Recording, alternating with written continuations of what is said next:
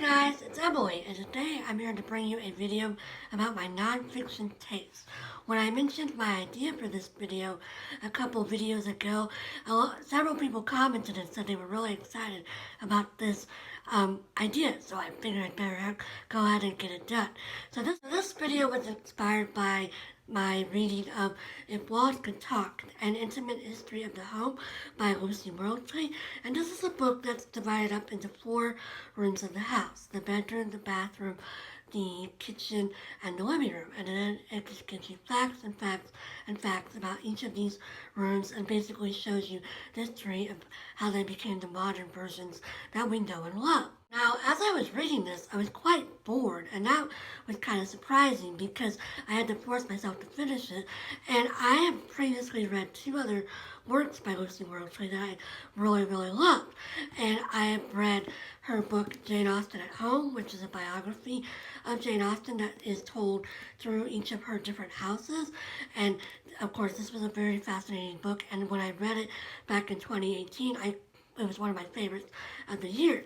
And then last year I read The Art of the English Murder, and this is a book. I did a whole video about this for Rush Mystery Madness, and I'll link it down there if you're interested.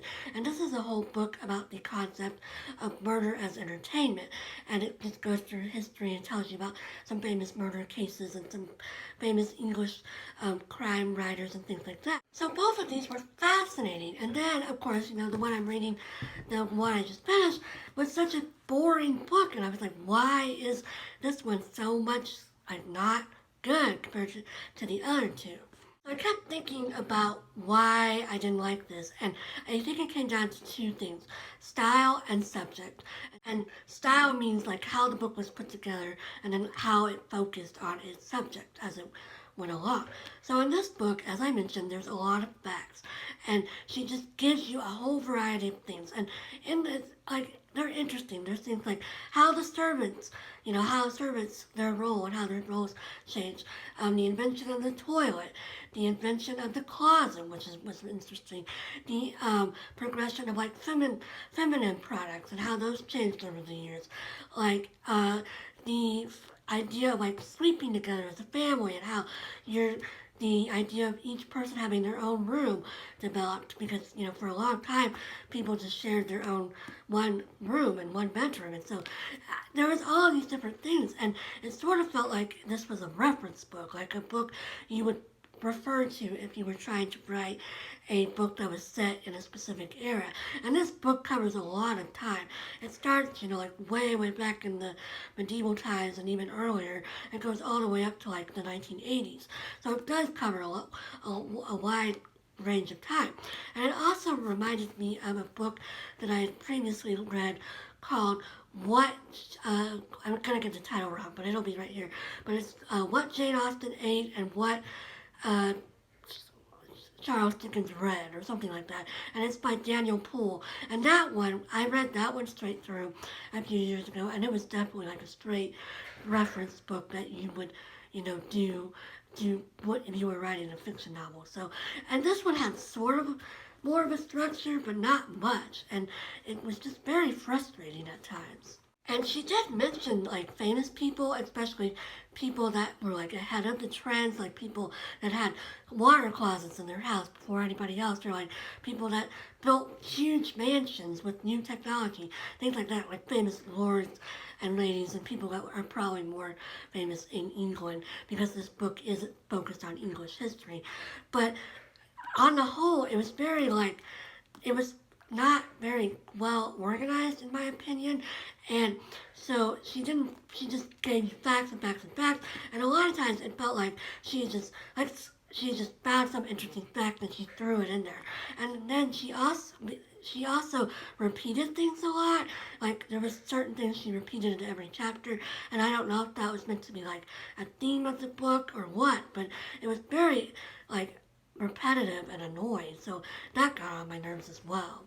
So I think part of the reason I didn't like this is because I like my fiction to have a narrative. I like to be following a person or a people or some kind of event and seeing that thing through instead of jumping around time periods that have no particular order.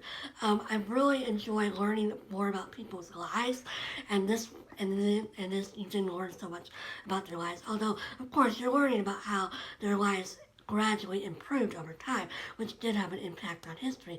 But I just prefer to get more into the nitty gritty of people's lives and to understand what they're thinking and to understand the influences on their lives. I'm a big memoir reader. I love reading memoirs and seeing what is going into people's lives and what impacted them. I also really enjoy learning about people's routines and both reading books about it and also those YouTube videos 24 hours in the life of a doctor or whatever. I really enjoy those. One of my favorite historical figures is Benjamin Franklin, and he was really into talking about his routines and talking about his life. I've read his autobiography. I even wrote my undergraduate thesis on his Junto Club, which was a society of self-improvement that also was working for social improvement as well, that he founded with some of his friends. And I just love stuff like that. I think it's fascinating. I love the Revolutionary War period in general because I just think the stories in that era are so interesting. I wanted to also mention a little bit about my background and how that impacts my nonfiction taste. I started out in college as a journalism major, and then I decided journalism wasn't for me, and I went into history. And both of the things that I like about journalism and history is that the stories. I mean, I like to know what people think. I like to know what people come from. And even now, I'm a librarian, but I always tell people that journalism and library science are very similar in the fact that they're both interested in giving people information that they need. And they're also very driven by stories. Journalism, of course, is about interviewing, and in library science is about books, and obviously helping people find what they need to improve their lives, which also improves their story. So yeah, I just have a real big interest in stories and narrative and understanding where people are coming from and how their life have been impacted by their history. And when you think about my interest of stories and understanding people, it makes sense that the other two Worsley books worked better for me. This is about Jane Austen. It's all about her life. I love Jane Austen. I really think her life is fascinating because she was, quote unquote, a normal person who just happened to write these amazing books. And so that's really cool, and I love learning more about her.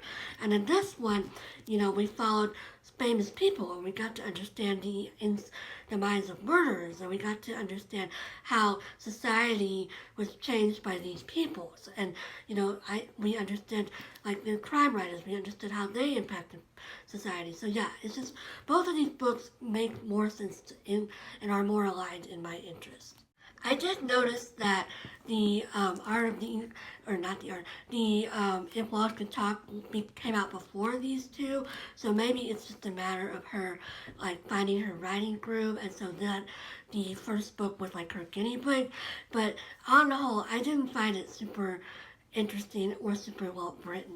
And I just figured it wasn't the kind of nonfiction I like to spend my time reading. And I thought I would mention a few of my 5-star nonfiction books that I do enjoy, and I have rated 5 stars.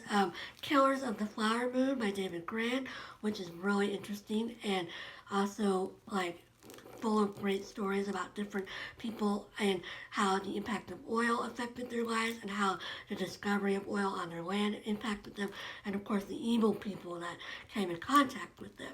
I also really enjoyed The Peabody Sisters by Megan Marshall.